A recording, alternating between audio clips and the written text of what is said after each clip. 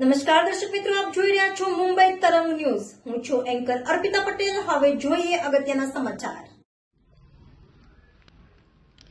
અમરેલી જિલ્લાના ધારી તાલુકા ખાતે સ્વામિનારાયણ મંદિરમાં પ્રેમવતીમાં જિલ્લા પંચાયત પશુપાલન ખાતા દ્વારા પશુપાલન શિબિર રાખવામાં આવેલી હતી, જેમાં અતિથિ વિશેષ તરીકે ધારીના ધારાસભ્ય જેવી કાકડિયા તેમજ પશુપાલનના તમામ અધિકારીઓ, ખેડૂત અગ્રણી, માર્કેટિંગ યાર્ડના ચેરમેન ખોડભાઈ ભુવા, જિલ્લા પંચાયત સદસ્ય કમળાબેન ભુવા, અશ્વિનભાઈ કુંજડિયા, અતુલભાઈ કાનાણી તેમજ તાલુકાના પશુપાલકો મોટી સંખ્યામાં ઉપસ્થિત રહ્યા હતા. આ પ્રસંગે ધારી પશુ ડોક્ટર માલવિયાએ જણાવ્યું હતું કે જિલ્લામાં દરેક પશુઓની યોગ્ય સારવાર થાય તે માટે પશુપાલન વિભાગ હંમેશા કટિબદ્ધ છે. આજરોજ ગોવિંદપુર ગામે 1962 કોલ્સ પશુ ચિકિત્સા વાન શરૂ કરવામાં આવેલું હતું.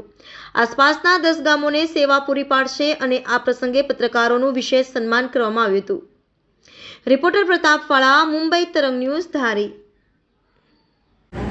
આજરોજ તારીખ 31/1/2024 રોજ ગુજરાત રાજ્ય ગાંધીનગર તથા પશુપાલન ખાતું અમરેલી દ્વારા સંચાલિત પશુ દવાખાના ધારી દ્વારા આજે તાલુકા કક્ષાની પશુપાલન શિબિરનું આયોજન કરવામાં આવ્યું હતું.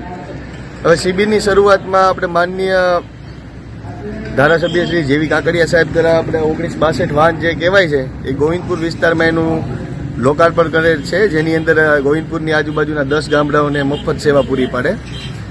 આમાં સારવારમાં એવું હોય છે કે એને 1962 1962 ઉપર ફોન કરવાનો, એટલે તે ગાંધીનગર જઈને પશુપાલક જે પણ હોય એને જે પણ સારવાર કરવાની હોય એને ત્યાં પહોંચી જઈ મફતમાં સારવાર કરી આપે છે.